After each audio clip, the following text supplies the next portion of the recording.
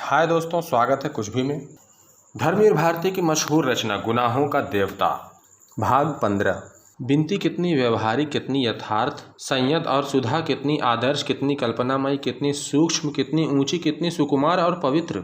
जीवन की समस्याओं के अंतर विरोध में जब आदमी दोनों पक्षों को समझ लेता है तब उसके मन में एक ठहराव आ जाता है। वो भावना से ऊपर उठकर स्वच्छ बौद्धिक धरातल पर जिंदगी को समझने की कोशिश करने लगता है। चंदर अब भावना से हटकर जिंदगी को समझने की कोशिश करने लगा था। वो अब भावना से डरता था।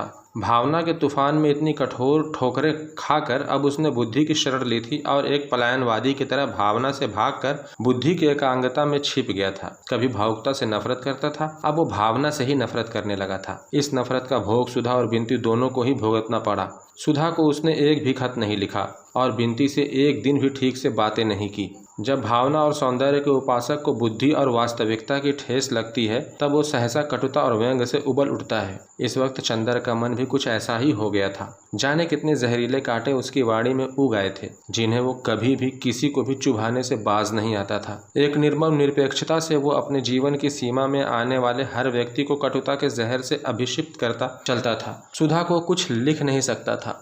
पम्मी यहाँ थी नहीं। ले देकर बची अकेले बिनती, जिसे इन जहरीले बाड़ों का शिकार होना पड़ रहा था। सितंबर बीत रहा था और अब वो गांव जाने की तैयारी कर रही थी। डॉक्टर साहब ने दिसंबर तक की छुट्टी ली थी और वे भी गांव जाने वाले थे। शादी के महीने भर के पहले से उनका जाना जरूरी था। चंदर खुश नहीं था, नाराज नहीं था। एक स्वर्ग भ्रष्ट देवदूत जिसे पिशाचों ने खरीद लिया हो, उन्हीं की तरह वह जिंदगी के सुख दुख को ठोकर मारता हुआ किनारे खड़ा सभी पर हंस रहा था। खास तौर से नारी पर उसके मन का सारा जहर बिखरने लगा था और उसमें उसे ये भी अक्सर ध्यान नहीं रहता था कि वो किससे क्या बात कर रहा है। बिनती सब कुछ चुपचाप सहती जा रही थी। बिनती को सुधा की तरह रोना नहीं आता था, न उसकी चंदर इतनी परवाह ही करता था जितनी सुधा की। दोनों में बातें भी बहुत कम होती थी, लेकिन बिनती मन ही मन दुखी थी। वो क्या करे। एक दिन उसने चंदर के पैर पकड़कर बहुत अनुनय से कहा, आपको ये क्या होता जा रहा है? अगर आप ऐसे ही करेंगे तो हम दीदी को लिख देंगे। चंदर बड़ी भयावनी हंसी हंसा, दीदी को क्या लिखोगी? मुझे अब उसकी परवाह नहीं। वो दिन गए बिनती, बहुत बन लिए हम। हाँ चंदर बाबू, आप लड़की होते तो समझते। सब समझता हूँ मैं। कैसा दोहरा नाटक खेलती हैं लड़कियाँ, इधर अपराध करना, उधर मुखबिरी करना। बिनती चुप हो गई। एक दिन जब चंदर कॉलेज से आया तो उसके सिर में दर्द हो रहा था। वो आकर चुपचाप लेट गया। बिनती ने आकर पूछा तो बोला, क्यों मैं बतलाऊं कि क्या है? तुम मिटा दोगी? बिनती ने चंदर के सिर पर हाथ रखकर कहा, चंदर तुम्हें क्या होता जा रहा है? देखो कैसी हड्डियां निकल आई इधर। इस तरह अपने को मिटाने से क्या फायदा? मिटाने से? चंदर उठकर बैठ गया। मैं मिटाऊंगा अपने को लड़कियों के लिए? छी, तुम लोग अपने को क्या समझती हो? क्या है तुम लोगों में सिवाय एक नशीले मानसलता के? इसके लिए मैं अपने आप को मिटाऊंगा? बिनती ने चंदर को फिर लिटा दिया। इस तरह से अपने को धोखा देने का क्या फायदा? चंदर बाबू, मैं जानती हूँ दीदी न होने से आपकी जिंदगी में कितना बड़ा अभाव है, लेकिन दीदी के न होने पर क्या मतलब है तुम्हारा? मेरा मतलब आप खूब समझते हैं। मैं जानती हूँ दीदी होती तो आप इस तरह न मिटाते अपने को। मैं जानती हूँ दीदी के लिए आपके मन में क्या था। बिनती ने सिर में तेल डालते हुए कहा, दीदी के लिए क्या था? चंदर हंसा, बड़ी विचित्र हंसी। दीदी के लिए मेरे मन में एक आदर्शवादी भावुकता थी जो अधकचरे मन की उपज थी। एक ऐसी भावना थी जिसके औचित्य पर ही मुझे विश्वास नहीं। वो एक सनक थी। सनक? बिनती थोड़ी देर तक चुपचाप सिर में तेल ठोकती रही, फिर बोली, अपनी सांसों से बनाई देव मूर्ति पर इस तरह लात तो न मारिए, आपको शोभा नहीं देता। बिनती के आंखों में आंसू आ गए। इतनी अभागी है दीदी। चंदर एकटक बिनती की ओर देखता रहा और फिर बोला, मैं अब पागल हो जाऊंगी बिनती। मैं आपको पागल होने नहीं दूंगी। मैं आपको छोड़कर नहीं जाऊंगी। मुझे छोड़कर नहीं जाओगी? चंदर फिर हंसा। जाइए आप। अब आप श्रीमती बिनती होने वाली हैं। आपका ब्याह होगा। मैं पागल हो रहा हूँ, इससे क्या हुआ? इन सब बातों से दुनिया नहीं रुकती, शहनाइयाँ नहीं बंद होती, बंदरवार नहीं तोड़े जाते। मैं नहीं जाऊंगी चंदर अभी। तुम मुझे नहीं जानते। तुम्हारी इतनी ताड़ना और व्यंग सहकर भी तुम्हारे पास रही। अब दुनिया भर की लांछना और व्यंग सहकर तुम्हारे पास रह सकती हूँ। बिनती ने तीखे स्वर में कहा, क्यों? तुम्हारे रहन से क्या होगा? तुम सुधा नहीं हो। तुम सुधा हो ही नहीं सकती। जो सुधा है मेरी जिंदगी में वो कोई नहीं हो सकता, समझी? और मुझ पर एहसान मत जताओ। मैं मर जाऊं, मैं पागल हो जाऊं, किसी का साझा? क्यों तुम मुझ पर इतना अधिकार समझने लगी अपनी सेवा के बल पर? मैं इसकी रत्ती भर परवाह नहीं करता। जाओ यहाँ से। और उसने बिनती को धकेल दिया। तेल की शीशी उठाकर बाहर फेंक दी। बिनती रोती हुई चली गई। चंदर उठा और अपने कपड़े पहनकर बाहर चल दिया। ये लड़कियां समझती हैं एहसान कर रही हैं मुझ पर। बिनती के जाने की तैयारी हो गई थी और लिया दिया जाने वाला सारा सामान पैक हो रहा था। डॉक्टर साहब भी महीने भर की छुट्टी लेकर साथ जा रहे थे। उस दिन की घटना के बाद फिर बिनती चंदर से बिल्कुल ही नहीं बोली थी। चंदर भी कभी नहीं बोला। ये लोग कार पर जाने वाले थे, सारा सामान पीछे लादा जाने वाला था। डॉक्टर साहब कार लेकर बाजार गए थे। चंदर उनका होलडाल संभाल रहा था। बिनती आई और बोली, मैं आपसे बात कर सकती हूँ? हाँ हाँ। तुम उस दिन की बात का बुरा मान गई? अमूमन लड़कियां सच्ची बात का बुरा मान जाती हैं। बोलो क्या बात है? चंदर ने इस तरह कहा जैसे कुछ हुआ ही ना हो। बिनती की आंखों में आंसू थे। चंदर, आज मैं जा रही हूँ। हाँ, ये तो मालूम है, उसी का इंतज़ाम कर रहा हूँ। पता नहीं मैंने क्या अपराध किया चंदर कि तुम्हारा स्नेह खो बैठी। अच्छा, ऐसा ही था चंदर, तो आते ही आते इतना स्नेह तुमने दिया ही क्यों? मैं तुमसे कभी भी दीदी का स्थान नहीं मांग रही थी। तुमने मुझे गलत क्यों समझा? नहीं बिनती, मैं अब स्नेह इत्यादि पसंद नहीं करता हूँ। पूर्ण परिपक्व मनुष्य हूँ और ये सब भावनाएं अब अच्छी नहीं लगती मुझे। स्नेह वगैरह की दुनिया अब मुझे बड़ी उथली लगती है। तभी चंदर, इतने दिन मैंने रोते रोते बिताए, तुमने एक बार पूछा भी नहीं? जिंदगी में सिवा दीदी और तुम्हारे कौन था?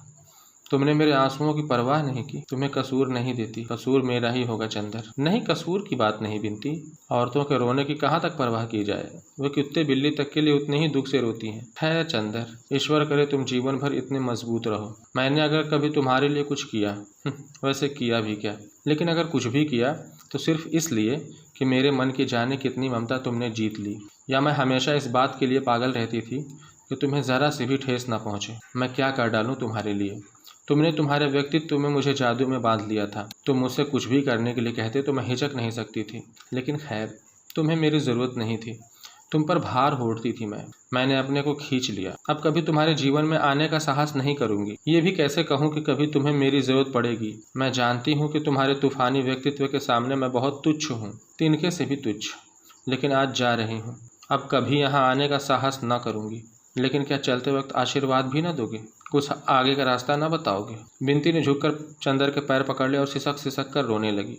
चंदर ने बिनती को उठाया और पास के कुर्सी पर बिठा दिया और सिर पर हाथ रखकर बोला, आशीर्वाद देवताओं से मांगा जाता है। मैं प्रेत हो चुका हूँ बिनती। चंदर अब एकांत चाहता था और वो चंदर को मिल गया था। पूरा घर खाली, एक महाराजिन, माली और नौकर, और सारे घर में सिर्फ सन्नाटा, और उस सन्नाटे का प्रेत चंदर। चंदर चाहे जितना टूट जाए, चाहे जितना बिखर जाए, लेकिन चंदर हारने वाला नहीं था। वो हार भी जाए, लेकिन हार स्वीकार करना उसे नहीं आता था। उसके मन में अब सन्नाटा था। अपने मन की पूजा गृह में स्थापित सुधा की पावन प्रांजल देव मूर्ति को उसने कठोरता से उठाकर बाहर फेंक दिया था।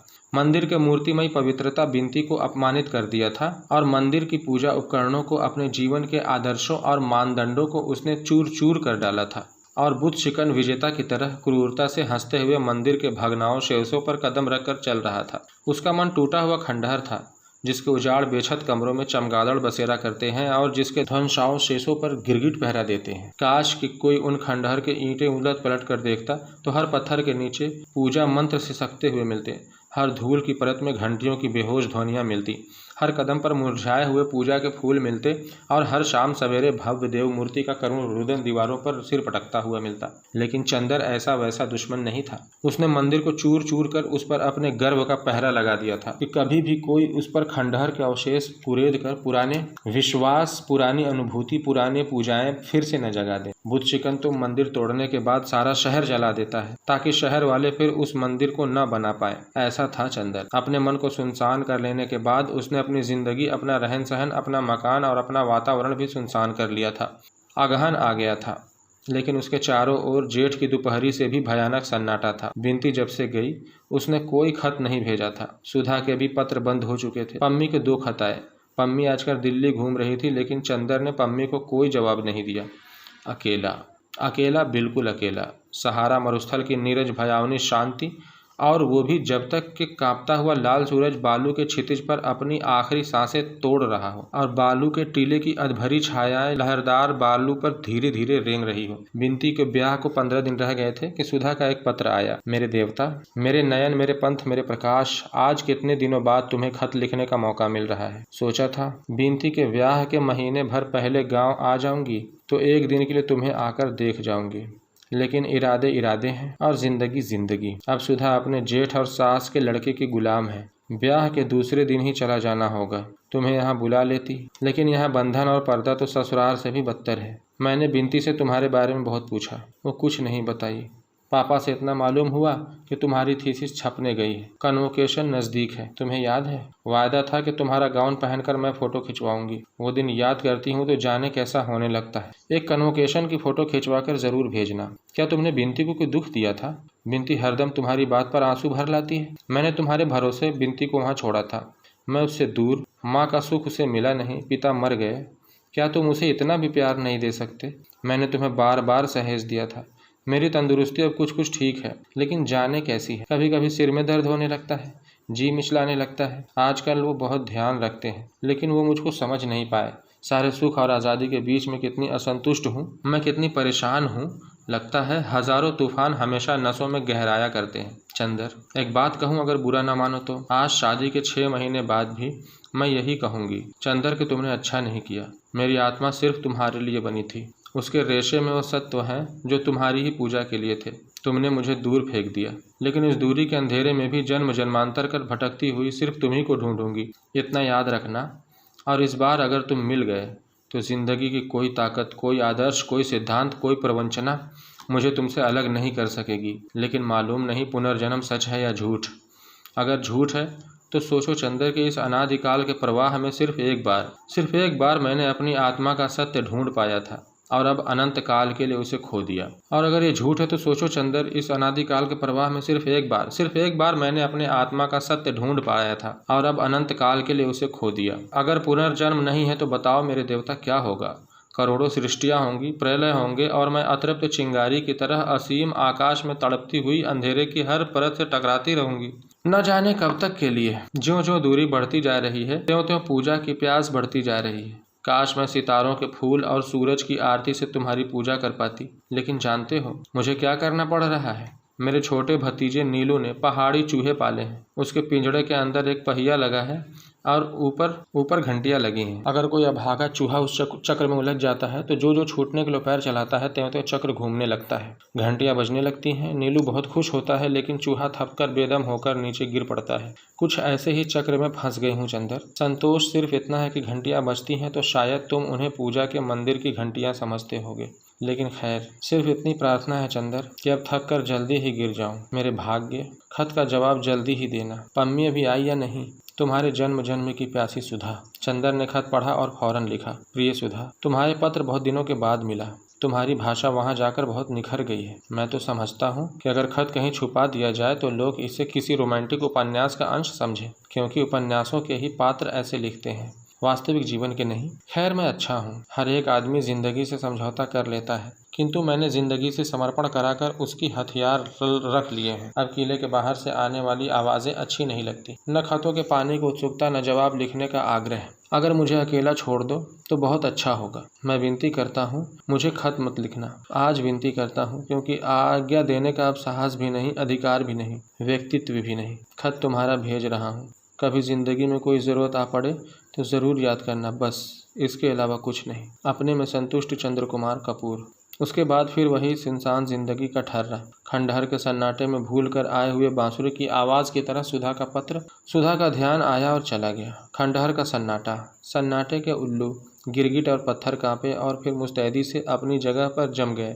उसके बाद फिर वही उदास सन्नाटा, टूटता हुआ अकेलापन और मूर्छित दोपहरी के फूल सा चंदर।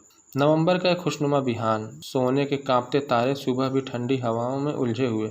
आकाश एक छोटे बच्चे की तरह नीलम नैनों की तरह भूला और स्वच्छ लग रहा था। क्यारियां शरद के फूलों से भर गई थी और एक नई ताजगी मौसम और मन में पुलक उठी थी। चंदर अपना पुराना कत्थई स्वेटर और पीले रंग के पश्मीने का लंबा कोट पहने लॉन पर टहल रहा था। छोटे छोटे पिल्ले धूप पर किलोल कर रहे थे। सहसा एक कार आकर रुकी और पम्मी उसमें से कूद पड़ी और क्वारी हिरनी की तरह दौड़कर चंदर के पास पहुंच गई। हेलो माय बॉय, मैं आ गई। चंदर कुछ नहीं बोला। और ड्राइंग रूम में बैठे, उसने उसी मुर्दा सी आवाज़ में कहा। उसे पम्मी के आने की कोई प्रसन्नता न थी। पम्मी उसके उदास चेहरे को देखती रही, फिर उसके कंधे पर हाथ रखकर बोली, क्यों कपूर, कुछ बीमार हो क्या? नहीं तो। आजकल मुझे मिलना जुलना अच्छा नहीं लगता, अकेला घर भी है। उसने उसी फीकी आवाज़ में कहा। क्यों, मिस सुधा कहाँ है? और डॉक्टर शुक्ला? वे लोग मिस बिनती की शादी में गए हैं। अच्छा, उसकी शादी भी हो गई? डैम इट, जैसे ये लोग पागल हो गए हैं। बर्टी, सुधा, बिनती, क्यों मिलते जुलते क्यों नहीं तुम? यूं ही मन नहीं करता। समझ गई, जो मुझे 3-4 साल पहले हुआ था। कुछ निराशा हुई है तुम्हें? पम्मी बोली। नहीं, ऐसी तो कोई बात नहीं। कहना मत अपनी ज़बान से, स्वीकार कर लेने से पुरुष को गर्व टूट जाता है। यही तो तुम्हारे चरित्र में मुझे प्यारा लगता है। खैर, ये सब ठीक हो जाएगा। मैं तुम्हें ऐसे नहीं रहने दूंगी। मसूरी में इतने दिन क्या करती रही? चंदर ने पूछा। योग साधन, पम्मी ने हंसकर कहा।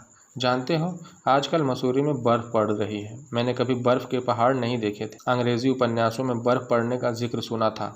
सोचा देखती आऊँ। क्या कपूर, तुम खत क्यों नहीं लिखते थे? मन नहीं होता था। अच्छा, बर्टी की शादी कब होगी? चंदर ने बात टालने के लिए कहा। हो भी गई, मैं आ भी नहीं पाई कि सुनते हैं जैनी एक दिन बर्टी को पकड़कर खींच ले गई और पादरी से बोली, अभी शादी करा दो। उसने शादी करा दी। लौटकर जैनी ने बर्टी का शिकारी सूट फाड़ डाला और अच्छा सा सूट पहना दिया। बड़े विचित्र हैं दोनों। एक दिन सर्दी के वक्त बर्टी स्वेटर उतार कर जैनी के कमरे में गया तो मारे गुस्से के जैनी ने सिवा पतलून के सारे कपड़े उतार कर बर्टी को कमरे से बाहर निकाल दिया। मैं तो जब से आई हूँ रोज नाटक देखती हूँ। हाँ देखो, ये तो मैं भूल ही गई थी। और उसने अपने जेब से पीतल की एक छोटी सी मूर्ति निकाल कर मेज पर रख दी। एक भूटिया औरत इसे बेच रही थी। मैंने इसे मांगा तो ये बोली कि ये सिर्फ मर्दों के लिए है। मैंने पूछा क्यों? तो बोली, इसे अगर मर्द पहन ले तो उस पर किसी औरत का जादू नहीं चलता। वह औरत या तो मर जाती है या भाग जाती है या उसका ब्याह किसी दूसरे से हो जाता है। तो मैंने सोचा तुम्हारे लिए लेती चलूँ। चंदर ने देखा, वो अवलोक देश्वर की महायानी मूर्ति थी। उसने हंसकर उसे ले लिया और फिर बोला, और अपने लिए क्या लाई? अपने लिए एक नया रहस्य लाई हूँ। क्या? इधर देखो, मेरी ओर। मैं सुंदर लगती हूँ? चंदर ने देखा। पम्मी 18 साल की लड़की सी लगने लगी है। चेहरे के कोने भी जैसे गोल हो गए थे और मुख पर बहुत ही भोलापन आ गया था। आंखों में कुंवारापन आ गया था। चेहरे पर सोना और केसर चंपा हर श्रृंगार घुल मिल गए थे। सचमुच पम्मी, लगता है जैसे कौमार लौट आया है तुम पर। परियों की कुंज से अपना बचपन फिर चुरा लाई क्या? नहीं कपूर, यही तो रहस्य लाई हूँ, हमेशा सुंदर बने रहने का। और परियों के कुंजों से नहीं, गुनाहों के कुंजों से। मैंने हिमालय के छाह में एक नया संगीत सुना कपूर, मानसलता का संगीत। मसूरी के समाज में घुल मिल गई और मादक अनुभूतियां बटोरती रहीं बिना किसी पश्चाताप। और मैंने देखा कि दिनों दिन निखरती जा रही हूँ। कपूर, सेक्स इतना बुरा नहीं जितना मैं समझती थी। तुम्हारी क्या राय है? हाँ, मैं देख रहा हूँ, सेक्स लोगों को उतना बुरा नहीं लगता जितना मैं समझता था। नहीं चंदर, सिर्फ इतना ही नहीं। अच्छा मान लो, जैसे तुम आजकल उदास हो और तुम्हारा सिर इसी तरह अपनी गोद में रख लूँ तो कुछ संतोष नहीं होगा तुम्हें? और पम्मी ने चंदर का सिर सचमुच अपने श्वासंदित वक्ष से चिपका लिया। चंदर झल्ला कर अलग हट गया। कैसी अजब लड़की है। थोड़ी देर चुप रहा और फिर बोला, क्यों पम्मी, तुम एक लड़की हो। मैं तुम ही से पूछता हूँ, क्या लड़कियों के प्रेम में सेक्स अनिवार्य है? हाँ, पम्मी ने स्पष्ट स्वरों में जोर देकर कहा। लेकिन पम्मी, मैं तुमसे नाम तो नहीं बताऊंगा, लेकिन एक लड़की है जिसको मैंने प्यार किया है, लेकिन शायद मुझसे शादी नहीं कर पाएगी। मेरे उसके कोई शारीरिक संबंध भी नहीं है। क्या तुम इसे प्यार नहीं कहोगी? कुछ दिन बाद जब उसकी शादी हो जाए तब पूछना, तुम्हारा सारा प्रेम मर जाएगा। पहले मैं भी तुमसे कहती थी, पुरुष और नारी के संबंधों में एक अंतर ज़रूरी है। अब लगता है ये सब एक भुलावा है, अपने से पम्मी ने कहा। लेकिन दूसरी बात तो सुनो, उसी की एक सखी है। वो जानती है कि मैं उसकी सखी को प्यार करता हूँ, उसे नहीं कर सकता। कहीं सेक्स की तृप्ति का सवाल नहीं, फिर भी वो मुझे प्यार करती है। इसे तुम क्या कहोगी? चंदर ने पूछा। ये और दूसरे ढंग की परिस्थिति है। देखो कपूर, तुमने हिप्नोटिज्म के बारे में नहीं पढ़ा? ऐसा होता है कि अगर कोई हिप्नोटिस्ट एक लड़की को हिप्नोटाइज कर रहा है और बगल में दूसरी लड़की बैठी है जो चुपचाप ये देख रही है, तो वातावरण के प्रभाव से अक्सर ऐसा देखा जाता है कि वो भी हिप्नोटाइज हो जाती है। लेकिन वो एक क्षणिक मानसिक मूर्छा होती है जो टूट जाती है, पम्मी ने कहा। चंदर को लगा जैसे बहुत कुछ सुलझ गया। एक क्षण में उसके मन का बहुत सारा भार उतर गया। पम्मी, मुझे तुम ही एक लड़की मिली जो साफ बातें करती हो और एक शुद्ध तर्क और बुद्धि के धरातल से। बस मैं आजकल बुद्धि का उपासक हूँ। भगवान से चिढ़ है। बुद्धि और शरीर, बस यही दो आदमी के मूल तत्व हैं। हृदय तो दोनों के अंतः संघर्ष के उलझन का नाम है, पम्मी ने कहा और सहसा घड़ी देखती हुई बोली, 9 बज रहे हैं। चलो, 9:30 से मैकनी है, आओ देखाएं। मुझे कॉलेज जाना है, मैं जाऊँगा कहीं नहीं। आज इतवार है प्रोफेसर कपूर, पम्मी चंदर को उठाकर बोली। मैं तुम्हें उदास नहीं होने दूंगी मेरे मीठे सपने। तुमने भी मुझे इस उदासी के इंद्रजाल से छुड़ाया था, याद है ना? और चंदर के माथे पर अपने गर्म मुलायम होंठ रख दिए। माथे पर पम्मी के होंठों की गुलाबी आग चंदर के नसों को गुदगुदा गई। वो क्षण भर के लिए अपने को भूल गया। पम्मी के रेशमी फ्रॉक के गुदगुदाते हुए स्पर्श उसके वक्ष की अलभ्य गरमाई और उसके स्पर्श के जादू में खो गया। उसके अंग अंग में सुबह की शबनम ढलकने लगी। पम्मी उसके बालों को उंगलियों से सुलझाती रही, फिर कपूर के गाल थपथपा कर बोली, चलो। कबीर जाकर बैठ गया। तुम ड्राइव करो, पम्मी बोली। चंदर ड्राइव करने लगा और पम्मी कभी उसके कॉलर, कभी उसके बाल, कभी उसके होंठ से खेलती रही। साथ चंद्र की रानी ने आखिर अपनी निगाहों के जादू से सन्नाटे के प्रेत को जीत लिया। स्पर्श को सुकुमार रेशमी तारों ने नगर की आग को शबनम से सींच दिया, ऊबड़ खाबड़ खंडहर को अंगों की गुलाब की पंखुड़ियों से ढक दिया और पीड़ा के अधियारे को सीपियां पलकों से झरने वाली दुधिया चांदनी से धो दिया। एक संगीत की लय थी जिसमें स्वर्ग भ्रष्ट देवता खो गया। संगीत की लय थी या उद्दाम यौवन का ज्वार भरा था जो चंदर को एक मासूम फूल की तरह बहा ले गया।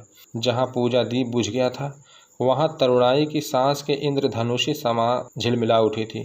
जहाँ फूल मुरझाकर धूल में मिल गए थे वहाँ पोखराजी स्पर्शों के सुकुमार हर श्रृंगार झर पड़े। आकाश के चांद के लिए जिंदगी के आंगन में मचलता हुआ कन्हैया थाली के प्रतिबिंब में ही भूल गया। चंदर की शामें पम्मी के अदम्य रूप की छाह में मुस्कुरा उठी। ठीक 4 बजे पम्मी आती, कार पर चंदर को ले जाती और ठीक 8 बजे लौटता। प्यार के बिना कितने महीने कट गए, पम्मी के बिना एक शाम नहीं बीत पाती। लेकिन अब भी चंदर ने अपने को इतना दूर रखा था कि कभी पम्मी के होठों के गुलाबों ने चंदर के होठों के मूंगे से बातें भी नहीं की थी। एक दिन रात को जब वो लौटा तो देखा कि अपनी कार आ गई है। उसका मन फूल उठा। जैसे कोई अनाथ भटका हुआ बच्चा अपने संरक्षक की गोद के लिए तड़प उठता है, वैसे ही वो पिछले 1.5 महीने से डॉक्टर साहब के लिए तरस गया था। जहाँ इस वक्त उसके जीवन में सिर्फ नशा और नीरसता थी, वहीं हृदय के एक कोने में सिर्फ एक सुकुमार भावना शेष रह गई थी। वो थी डॉक्टर शुक्ला के प्रति। वो भावना कृतज्ञता की भावना नहीं थी। डॉक्टर शुक्ला इतने दूर नहीं थे कि अब वो उनके प्रति कृतज्ञ हो। इतने बड़े हो जाने पर भी जब कभी डॉक्टर शुक्ला को देखता तो लगता था जैसे उस नन्हा बच्चा अपने अभिभावक की गोद में आकर निश्चिंत हो जाता हो। उसने पास आकर देखा। डॉक्टर साहब बरामदे में टहल रहे थे। चंदर दौड़कर उनके पांव पर गिर पड़ा। डॉक्टर साहब ने उसे उठाकर गले लगा लिया और बड़े प्यार से उसकी पीठ पर हाथ फेरते हुए बोले, कन्वोकेशन हो गया, डिग्री जीत गए? जी हाँ, बड़ी विनम्रता से चंदर ने कहा। बहुत ठीक, अब डिलीट की तैयारी करो, तुम्हें जल्दी ही सेंट्रल गवर्नमेंट में जाना है। डॉक्टर साहब बोले, मैं तो 15 जनवरी को दिल्ली जा रहा हूँ, कम से कम साल भर के लिए। इतनी जल्दी? ऑफर कब आया? चंदर ने अचरज से पूछा। मैं उन दिनों दिल्ली गया था ना, तभी एजुकेशन मिनिस्टर से बात हुई थी। डॉक्टर साहब ने चंदर को देखते हुए कहा, अरे तुम कुछ दुबले हो रहे हो, क्यों? महाराजन ने ठीक से काम नहीं किया? नहीं, चंदर हंसकर बोला। बिनती की शादी ठीक ठाक हो गई? बिनती की शादी? डॉक्टर साहब ने सिर झुकाए हुए टहलते हुए एक बड़े फीकी हंसी हंसकर कहा, बिनती और तुम्हारी बुआ जी दोनों अंदर हैं। अंदर हैं? चंदर को यह रहस्य कुछ समझ में नहीं आया था। इतनी जल्दी बिनती लौट आई? बिनती गई ही कहाँ? डॉक्टर साहब ने बहुत चुपचाप सिर झुकाकर कहा और बहुत करुण उदासी उनके मुंह पर छा गई। वो बेचैनी से बरामदे में टहलने लगे। चंदर का साहस नहीं हुआ कुछ पूछने का। कुछ अमंगल अवश्य हुआ है। वो अंदर गया। बुआ जी अपनी कोठरी के सामान रख रही थी और बिनती बैठी सिर पर उड़द की भीगी दाल पीस रही थी। बिनती ने चंदर को देखा, दाल में सने हुए हाथ जोड़कर प्रणाम किया, सिर को आंचल से ढककर चुपचाप दाल पीसने लगी। कुछ बोली नहीं। चंदर ने प्रणाम किया और जाकर बुआ जी के पैर छू लिए। अरे चंदर है, आ बिटवा, हम तो लुट गए। और बुआ वहीं देहरी पर सिर थाम कर बैठ गई। क्या हुआ बुआ जी? होता का भैया, जौन बदल रहा बाग माँ सोही भया। और बुआ अपनी धोती से आंसू पोंछकर बोली, ये हमारी छाती पर मूंग दरे के लिए बधी रही, तौन जमी है। भगवान कौनो कोई सी कलंकिनी बिटिया न दे। 3 भवरी के बाद बारात उठ गई भैया, हमरा तो कुल डूब गवा। और बुआ जी ने उच्च स्वर में रुदन किया। बिनती ने चुपचाप हाथ धोए और उठकर छत पर चली गई। चुप रहा हो, अब रोए रोए के काहे जीव हलकान करत हो। बनवंती बिटिया बाय, हजारन आय के बिटिया के गोड़े गिरी हैं, अपना एकांत होए के बैठो। महाराजिन ने पूड़ी उतारते हुए कहा। आखिर बात क्या हुई महाराजन? चंदर ने पूछा। महाराजिन ने जो बताया उससे पता लगा कि लड़के वाले बहुत ही संकीर्ण मन और स्वार्थी थे। पहले मालूम हुआ कि लड़का उन्हें ग्रेजुएट बताया गया था, वो था इंटर फेल। फिर दरवाजे पर झगड़ा किया उन्होंने। डॉक्टर साहब बहुत बिगड़ गए। अंत में मड़ैया में लोगों ने देखा कि लड़के के बाएं हाथ की उंगलियां खराब हैं। डॉक्टर साहब इस बात पर बिगड़े और उन्होंने मड़वे से बिनती को उठवा दिया।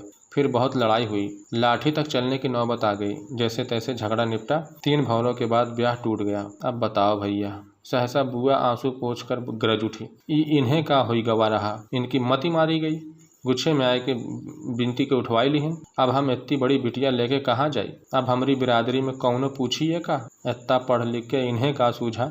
अरे लड़की वाले हमेशा दबके चले चाहिए। अरे तो क्या आंखें बंद कर लेते? लंगड़े लूले लड़के से कैसे ब्याह कर देते बुआ? तुम भी गजब करती हो। चंदर बोला, भैया जेके भाग में लंगड़ा लूला बधा हो का उहे मिली।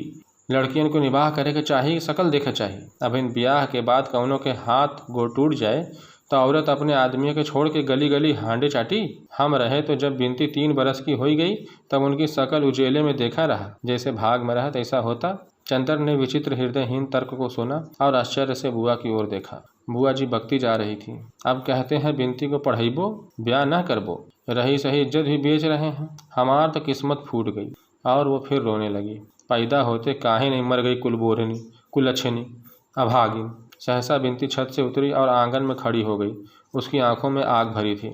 बस करो माँ जी, वो चीख कर बोली, बहुत सुन लिया मैंने, अब और बर्दाश्त नहीं होता। तुम्हारे कोसने से अब तक नहीं मरी, न मरूंगी। अब मैं सुनूंगी नहीं। मैं साफ कह देती हूँ, तुम्हें मेरी शक्ल अच्छी नहीं लगती तो जाओ तीर्थ यात्रा में अपना परलोक सधारो, भगवान का भजन करो, समझी कि नहीं। चंदर ने ताज्जुब से बिनती की ओर देखा। वो वही बिनती है जो माँ जी की जरा जरा सी बात से लिपट के रोया करती थी। बिनती का चेहरा तमतमाया हुआ था और गुस्से से बदन कांप रहा था।